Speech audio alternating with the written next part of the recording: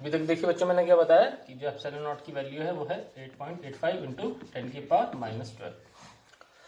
अब मैं आपको बेटा बताता हूँ कि इसकी यूनिट क्या होगी, और जो हमने के लिया था के की वैल्यू हमने बताई थी 1/4 पाई एप्सिलॉन नॉट, और इसकी वैल्यू मैंने बताई थी 9 इंटू 10⁻9। इसकी भी यूनिट कैसे निकालेंगे। देखिए बच्चों हमारे पास जो फॉर्मूला है एफ नॉट इक्वल टू मैंने लिखा था कि Q1 Q2 over are square, या इसको ऐसे भी लिख सकते हैं एफ नॉट इक्वल टू के की वैल्यू होती है 1/4 pi epsilon naught Q1 Q2 over are square. ठीक है बच्चों, तो देखिए मैं इस इक्वेशन से जरा ऊपर वाली जो इक्वेशन है उससे पहले जरा के का फॉर्मूला बनाता हूँ। तो के का जो फॉर्मूला बनेगा वो बनेगा बेटा F into R square, F naught into R square over Q1 Q2। अब बेटा इसकी यूनिट क्या हो जाएगी, फोर्स की यूनिट होती है न्यूटन, डिस्टेंस का स्क्वायर है तो डिस्टेंस का स्क्वायर हो जाएगा मीटर स्क्वायर। ये पहला चार्ज इसकी यूनिट हो जाएगी कूलम, दूसरे चार्ज की भी कूलम। तो ये जो के की वैल्यू है उसकी जो यूनिट आएगी वो आएगी न्यूटन मीटर स्क्वायर पर coulomb square. What is the unit of के, न्यूटन मीटर स्क्वायर पर कूलम स्क्वायर। ठीक है बेटा, तो जो हमारे पास के हो गया यानी कि वो कितना होता है 1/4 पाई एप्सिलॉन नॉट होता है, और उसकी वैल्यू होती है न्यूमेरिकल वैल्यू 9 इंटू 10⁻9, और यूनिट हो जाएगी न्यूटन मीटर स्क्वायर पर कूलम स्क्वायर। ठीक है बच्चों, इसी तरीके से हम लोग यूनिट निकाल सकते हैं एप्सिलॉन नॉट की। देखिए मैंने फॉर्मूला बताया एफ इक्वल टू मैंने बताया कि Q1 Q2 over are square लिखते हैं, या एफ नॉट इक्वल टू के की वैल्यू रख देंगे तो 1/4 pi epsilon naught Q1 Q2 over are square आ जाएगा।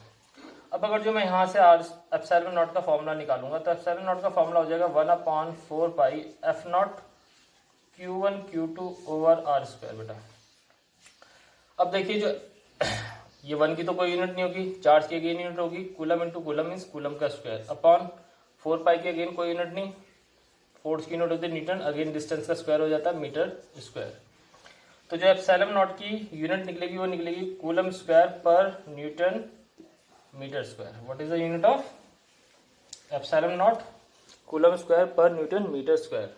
तो इसकी जो न्यूमेरिकल वैल्यू मैंने बताई 8.85 इंटू 10⁻12 कूलम स्क्वायर पर न्यूटन मीटर स्क्वायर, या इसको ऐसे भी लिख सकते हैं 8.85 into 10⁻12 coulomb square newton inverse metre square inverse. जब स्लैश नहीं लगाते तो पावर्स किस में हो जाती है, माइनस में हो जाती है। तो स्टूडेंट आई होप आपको ये बात समझ में आ रही होगी। अब जो अभी बात आएगी, कोई आपसे पूछे कि देखिए the unit of charge is what, unit of charge is coulomb. ठीक है, चार्ज की यूनिट कूलम्स होती है और जिसकी सीजीएस यूनिट होती है दैट इज स्टैट कूलम। लेकिन अगर जो कोई चार्ज की डायमेंशन के बारे में पूछने लग जाए तो बेटा please remember this thing that the basically charge को हम रिप्रेजेंट करते हैं क्यू से, and it is not the fundamental quantity. इसकी यूनिट हमने बोली है कूलम होती है और उसको डिनोट करते हैं सी से, चार्ज की यूनिट को सी से डिनोट करते हैं। लेकिन अगर जो सब कोई पूछे आपसे इसकी डायमेंशन क्या होगी तो आपको देखिए ये फॉर्मूला ध्यान रखना पड़ेगा। जैसे हम करंट का फॉर्मूला आपको ध्यान रखना पड़ेगा। करंट को डिफाइन करते charge upon time, current is defined as rate of flow of charge. तो चार्ज कितना हो जाएगा, current into time. Now student please remember this thing that जो करंट है वो एक फंडामेंटल क्वांटिटी है। तो जो करंट की यूनिट होती है वो होती है, करंट की जो डायमेंशन होती है वो होती है A1, और जो टाइम की डायमेंशन होती है वो होती है T1। तो बेसिकली जो चार्ज की डायमेंशन होगी वो हो जाएगी A1 and T1। This is the dimension of charge. तो चार्ज की डायमेंशन है A1 T1। सिमिलरली बच्चों आप चाहो तो एप्सिलॉन नॉट की डायमेंशन भी निकाल सकते हैं। आपसे पूछा जाता है कि that what is the dimension of epsilon not. मैंने अभी आपको एप्सिलॉन नॉट का फॉर्मूला बताया था, कितना फॉर्मूला बताया था 1/4 पाई एफ नॉट, ऊपर आया था Q1 Q2 over what are square. तो देखिए जो इतना फैक्टर 1/4 पाई, इसकी कोई डायमेंशन नहीं होगी। चार्ज की डायमेंशन अभी मैंने बताई, इस वाले चार्ज की डायमेंशन हो जाएगी A1 T1। सिमिलरली दूसरे चार्ज की डायमेंशन भी A1 T1। फोर्स की डायमेंशन आप सबको याद होगी कितनी होती है, M1 L1 T-2। डिस्टेंस की डायमेंशन कितनी हो जाती है, डिस्टेंस का स्क्वायर है तो बेसिकली L1 का स्क्वायर। तो अब देखिए बच्चों यहाँ पे कितना आ जाएगा, ये A1 और A1 ये हो जाएगा A का स्क्वायर, T1 T का स्क्वायर, M1 L1 T -2 और ये हो जाएगा L का स्क्वायर। अब बच्चों जल्दी जल्दी में ना ये है T की पावर -2 और ये T की पावर +2, इसको जल्दी से काट मत देना, कई बार बच्चे काट देते हैं इसको तो डायमेंशन गलत निकलेगी। तो हमारे पास एप्सिलॉन नॉट की डायमेंशन क्या आएगी, देखिए ये T की पावर -2 है, ऊपर जाके T की पावर +4 हो जाएगी। अब देखिए L की यहाँ पे पावर 1 है, L की यहाँ पे पावर 2 है, तो टोटल पावर L की हो जाएगी डिनोमिनेटर में 3, वो ऊपर जाके अगेन किस में आ जाएगी, माइनस में, और M कितना है नीचे प्लस में, ऊपर जाके अगेन माइनस में, तो इसकी डायमेंशन हो जाएगी M -1 L -3 and we have A² and T 4। This is the dimension of epsilon naught. Okay students, after this I would like to tell you कि इस यूनिट में हम और क्या पढ़ेंगे, तो एक जस्ट ब्रीफ इंट्रोडक्शन था। इसके अलावा बेटा हम पढ़ते हैं superposition principle. Superposition principle means जैसे कोई मान लीजिए कोई चार्ज है Q0, इसके आसपास बहुत सारे चार्ज प्रेजेंट है, कोई है चार्ज Q1, कोई है चार्ज Q3, कोई चार्ज Q4, कोई nth चार्ज तक nth चार्ज प्रेजेंट है। तो इस चार्ज की जो भी बेटा फोर्स लगेगी इन सब चार्जेस के कारण, क्योंकि इन दोनों के बीच में फोर्स होगी, इन दोनों के बीच में फोर्स होगी, सब चार्जेस के बीच में फोर्स होगी, तो इस चार्ज पे जो नेट फोर्स लगेगी that will be the vector sum of all the forces which are acting on this charge. ठीक है बेटा। फिर यहाँ पे हम जो एक टोटली न्यू कंसेप्ट पढ़ते हैं, वो पढ़ते हैं हम इलेक्ट्रिक फील्ड का concept. Electric field, okay. Electric field जैसे आपने 10th तक तो टर्म पढ़ी होगी मैग्नेटिक फील्ड, ठीक है ना। तो हम पढ़ते हैं मैग्नेटिक फील्ड को बोलते हैं it is a space around a magnet और अ करंट कैरिंग वायर, ठीक है ना, उसको हम मैग्नेटिक फील्ड डिफाइन कर देते हैं। लेकिन इसी तरीके से हमारे पास एक कंसेप्ट होता है इलेक्ट्रिक फील्ड का।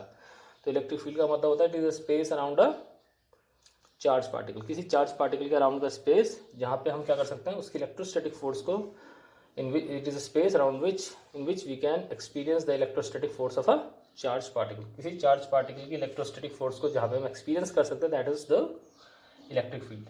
जैसे मैंने आपको क्लास 11 में बताई थी, टर्म बताई थी ग्रेविटेशनल फील्ड, यानी कि किसी भी बॉडी जिसका कुछ मास है उसके अराउंड क्या होता है कि स्पेस होता है। अगर जिस स्पेस में कोई दूसरा बॉडी आएगी तो ये बॉडी क्या कर लेगी, उसको अट्रैक्ट कर लेगी। सिमिलरली बेटा हमारे पास क्या होता है, जैसे कोई चार्ज है, इस चार्ज के अराउंड एक हम एक इमेजिनरी स्पेस मानेंगे, हम बोलेंगे अगर जो इस इमेजिनरी स्पेस में कोई दूसरा चार्ज पार्टिकल आएगा तो ये वाला चार्ज पार्टिकल क्या करेगा, उस चार्ज पार्टिकल पे या तो अट्रैक्टिव फोर्स लगाएगा या तो रिपल्सिव फोर्स लगाएगा। ये होता है हमारे पास इलेक्ट्रिक फील्ड का कंसेप्ट बेटा। अगला हमारे पास कंसेप्ट होता है, फिर हम क्या करते हैं इलेक्ट्रिक फील्ड के लिए एक्सप्रेशन डिराइव करेंगे, हम उसका फॉर्मूला निकालेंगे। उसका फॉर्मूला कुछ इस तरह से आ जाएगा, इलेक्ट्रिक फील्ड का फॉर्मूला, उसको हम लिख लेंगे E0 = F0 upon charge Q0। ये इलेक्ट्रिक फील्ड का हमारे पास फॉर्मूला आता है। और या तो फॉर्मूला बाद में इस तरह से भी आएगा 1/4πε0 Q/r², जहाँ पे क्या हो जाएगा, this is the expression for the electric field due to a point charge, जहाँ पे हमारे पास Q क्या होता है, चार्ज होता है जो इलेक्ट्रिक फील्ड जनरेट कर रहा है, और R जो मैंने स्क्वायर लिखा है वो क्या होगा, बेसिकली जैसे मान लीजिए आप ये सपोज कोई पॉइंट O है, यहाँ पे कोई पॉइंट P है, तो यहाँ पे कोई चार्ज Q चार्ज प्रेजेंट है, तो इस चार्ज की हमें इस पॉइंट पे इलेक्ट्रिक फील्ड निकालनी है। तो इस पॉइंट पे जो इलेक्ट्रिक फील्ड का फॉर्मूला होगा वो ये होगा, ठीक है ना बेटा। और R क्या हो जाएगा, और पॉइंट P के बीच का डिस्टेंस हो जाएगा। अगला जो हम कंसेप्ट पढ़ेंगे, हम पढ़ेंगे इलेक्ट्रिक डाइपोल के बारे में। इलेक्ट्रिक डाइपोल, ठीक है ना। जैसे मैग्नेट के केस में होता है नॉर्थ पोल होता है, साउथ पोल होता है, उसी तरीके से इलेक्ट्रिक डाइपोल में भी हमारे पास क्या होगा, एक पॉजिटिव चार्ज होगा, एक नेगेटिव चार्ज होगा। लेकिन इंटरेस्टिंग बात होगी वो पॉजिटिव और नेगेटिव चार्ज एक दूसरे को अट्रैक्ट नहीं करेंगे, उनके बीच में क्या होगा, डिस्टेंस होगा। और फिर हम उसी कंसेप्ट से क्या निकालते हैं, टर्म निकालते हैं इलेक्ट्रिक डाइपोल मोमेंट। ये कंसेप्ट आपके लिए एंटायरली न्यू कंसेप्ट होगा। ओके स्टूडेंट्स, फिर हमारे पास इसमें जो अगला कंसेप्ट आता है वो आता है एक इलेक्ट्रिक फ्लक्स का। इलेक्ट्रिक फ्लक्स का मतलब होता है कि the total number of electric field lines, ठीक है ना। जैसे मैग्नेटिक फील्ड लाइन को हम क्या मानते हैं, हम जैसे मान लीजिए हमारे पास मैग्नेट है, ये उसका है नॉर्थ पोल, ये उसका साउथ पोल, तो हम मैग्नेट में जो ये मैग्नेटिक फील्ड होती है उसको हम मैग्नेटिक फील्ड लाइंस की फॉर्म में डिफाइन करते हैं, ठीक है। हम बोलते हैं ना कि मैग्नेटिक फील्ड लाइंस क्या होती है, नॉर्थ पोल से राइज होती है और साउथ पोल में जाके टर्मिनेट होती है within the magnet they are from south to north. उसी तरीके से बेटा हमें मानते हैं कि कोई चार्ज पार्टिकल है क्यू, उससे क्या होती है, इलेक्ट्रिक फील्ड लाइंस निकलती हैं, ठीक है। तो जो इलेक्ट्रिक फ्लक्स का मतलब होता है, इलेक्ट्रिक फ्लक्स का मतलब होता है it is the number of electric field lines. What do you mean by electric flux? The number of electric field lines. Okay, after this हम इसके बाद में पढ़ते हैं इलेक्ट्रिक पोटेंशियल के बारे में। आपने 10th क्लास में बच्चों सिंपल सा फॉर्मूला पढ़ा था, पोटेंशियल डिफरेंस आप पढ़ लेते हैं, आप या तो आप इलेक्ट्रिक पोटेंशियल भी बोलते हैं वहाँ पे भी, उसको आप सिंपली एक डेफिनेशन पढ़ लेते हैं, amount of work done in carrying a unit positive charge from infinity to that point, ठीक है ना। अब दैट पॉइंट कौन सा पॉइंट होता है ये नहीं बताया जाता उसमें, ठीक है ना। लेकिन यहाँ पे हम प्रिसाइजली इलेक्ट्रिक पोटेंशियल के बारे में पढ़ेंगे, इलेक्ट्रिक पोटेंशियल एग्जैक्टली होता क्या है, ठीक है। उसका फॉर्मूला कुछ इस तरह से निकलेगा, डिनोट ऑब्वियसली वी से ही करेंगे, 1/4πε0 Q/R। This is the formula of electric potential. इसके बाद जो लास्टली हमारे पास इसमें जो मोस्ट इंपॉर्टेंट टॉपिक आता है वो आता है बच्चों कैपेसिटेंस। कैपेसिटेंस का मतलब होता है बेटा एक ऐसा अरेंजमेंट हम करते हैं कि जहाँ पे हम क्या कर सकते हैं, चार्ज को स्टोर कर सकते हैं, ठीक है। It is an arrangement in which we can store some charges. Plus बेटा हम पढ़ेंगे कि हमारे पास बेसिकली डिफरेंट टाइप्स के कैपेसिटर होते हैं, उनका शेप डिफरेंट हो सकता है, बट हम स्पेसिफिकली यहाँ पे पढ़ते हैं पैरेलल प्लेट कैपेसिटर के बारे में। ओके बच्चों, specifically restrict ourself for the parallel plate capacitor only. हम पैरेलल प्लेट कैपेसिटर का केस पढ़ेंगे यहाँ पे कि पैरेलल प्लेट कैपेसिटर क्या होता है, उसको हम कैसे बनाते हैं, उसमें उसकी कैपेसिटेंस कितनी होती है, ठीक है बेटा। All this things we will going to learn in this topic. So इस तरह से आपका फर्स्ट यूनिट पूरा इस तरह से ओवर हो जाएगा, ये सारे टॉपिक हम उसमें इंक्लूड करेंगे। ओके बेटा, तो आई होप आपको अच्छा लगा होगा पढ़ के थोड़ा बहुत। सो आज के लिए इतना ही है स्टूडेंट्स।